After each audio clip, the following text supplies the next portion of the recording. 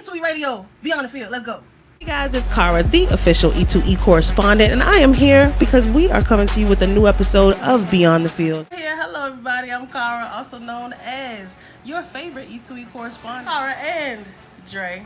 And we're here for another episode of Beyond the Field. We have our guests. Go ahead and introduce yourselves. They probably one of the youngest AD here. You know, what's up?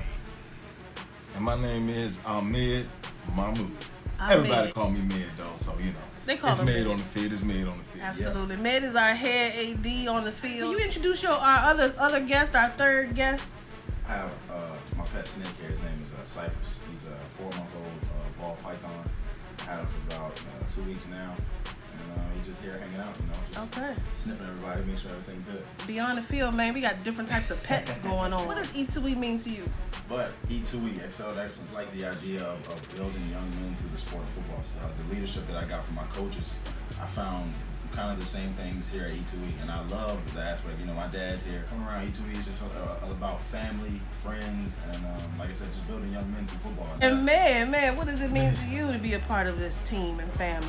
When I think of Excel to Excellence, one of the things that first come to mind is Excel to Excellence just ain't for the kids. E2E is just a way for all of us to excel as individuals in the community.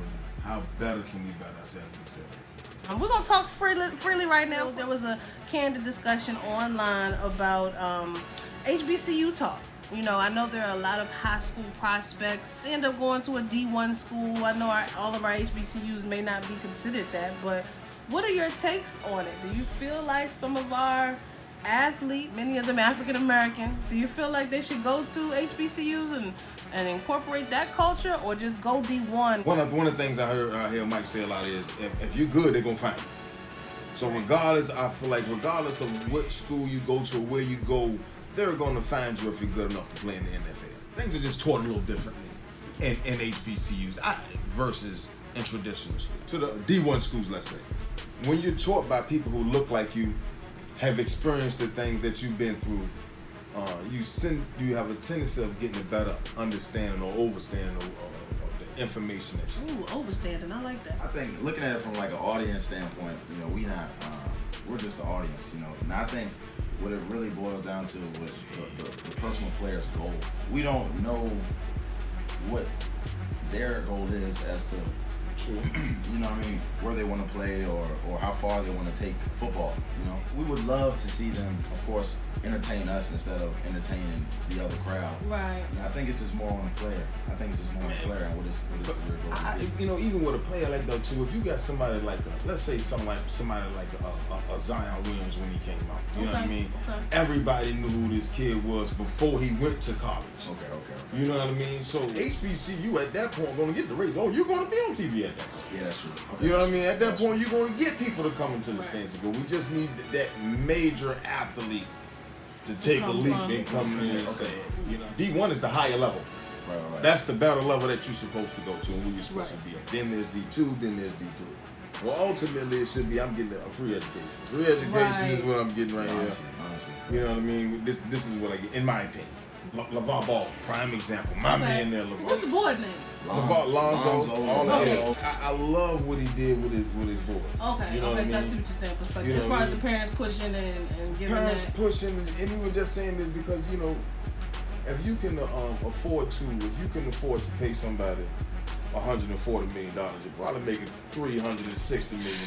Yeah, you know what I mean? That's so when true. you send these kids to these schools, best believe these schools are making money off of the kid. LeVar think he's circumventing the way he said, hey, instead of having my kid go to these areas and make money for these universities, I'm gonna give my kids the opportunity to make their money in the other league.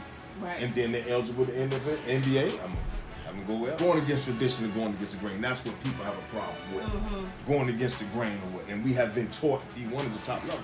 You gotta go D1. It kind of goes back to exactly the point. If you hone in on your skills, your skill set in general, what you're great at, the opportunities are gonna come. They're gonna come. Dre, I know you had a perspective on it. So my thing is, a lot of those historically black colleges, they don't have the same things that the D1, like they don't have the big gym. They don't have they don't have the money. So as an athlete, if I'm a high level athlete, it's like, well, I want the best of everything. So, but at the same time, a push up is a push up. So are you putting in the work? Does it really matter? Toyota's drive is solely like Rolls Royces, but And Range Rovers. yeah, I mean, I'd rather have a Range Rover than Rolls Royce. But I mean, I understand Toyota still drive. I get it. I mean, I guess if you are a certain level of athlete, I guess you do want a little bit more. Or do you want it now, or do you want it in the NFL? You want the lifetime of it, or you want it for 4 years? Because again, like Med said, the goal is the education, right? Right. What is the competition level like? To be honest, I don't watch like HBCUs. College. I say literally it's just money. I think because Division I, Division II, and Division III, and prep schools, they all have equal talent. Right? Like I said, the difference is just money. So I feel that the competition level is still the same. And back to what we were saying, we have been taught and it's been drilled into our heads. Yeah, D1 is the better one. Yeah, right. D1 is the better. From a business standpoint, if Zion Williams, I think just off the top of my head, that he just went there. If he decided he wanted to go to HBCU, Right. do you think CBS would have jumped in there and said, hey, Absolutely. Virginia State, Absolutely. can I get your rights to your games? True. And now you got a gym. Right. There you go. There's your gym. There's your Right. facility. And it's about unity Yeah. Collaboration. and collaboration, and we unite and realize that in a group of individuals, if people unite and realize that they're going to power and how strong they are together versus getting slapped with a bunch of fingers versus getting slapped like this, they'll deliver a hell of a blow. So. Do you think it's the responsibility of the NFL to expand their reach past just those D1 schools, or do you think they just don't have time? I think for the NFL, it's easier to look in the pool where I know, okay, well, look, I'm looking for goldfish. I'm gonna go to the goldfish store. You know what I mean? Versus I think that it's kind of like that. the rat race of it. D1, right? Or I could go really search for what I'm looking for, but it's work. It's more work. It's more work. So I think from the NFL standpoint, it's more efficient as far as money's concerned. What do you want the future of football to look like? What does it look like to you? Less penalties being called for unreasonable offenses.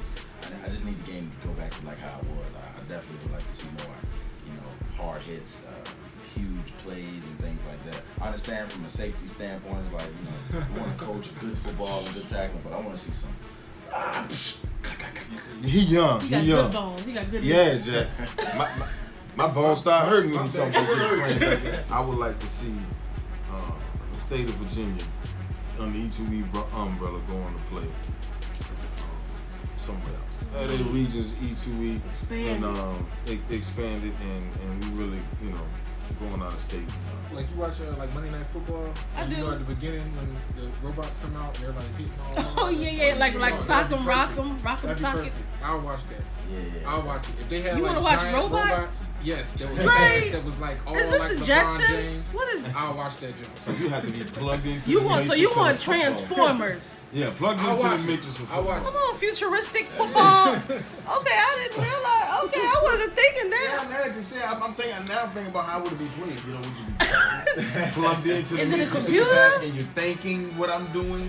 But I feel like, are they not doing that now? And With VR kind Oh, of. so like- so I'm thinking. but that would be dope Or because like like the Madden players, like they just Exactly. can control Almost actual like- robots now. Right. Like what sounds like video games, right? You need to get in the PlayStation. My son will tell you all about it. Madden, NBA 2K, and stuff like that. They're saying that it's going to be bigger than actual sports. Like I believe it though, because I mean those players don't get hurt. Do y'all play video games? I hear my son all the time yell out you cheating. So I don't know how the games I mean, work. it's a game. It's probability. So like And glitches, right? If you hit somebody a certain way, then it's gonna go through a motion that the computer already has programmed. They might have like 100 different things that can happen if you hit somebody. Right. And then it's gonna go through one of those. That's the thing that's kind of, I guess, off-putting for me about video games. Like the girl at LSU who just broke the record. It had never been done, so the computer can only think through what's already been done, right? It's not gonna always do this astronomical, out of this world thing. That's why we need those people with skill sets and just being amazing. Listen, we freestyling now. We're done. If you want to donate to E2E, Cypress said, visit e2efootball.org. Right?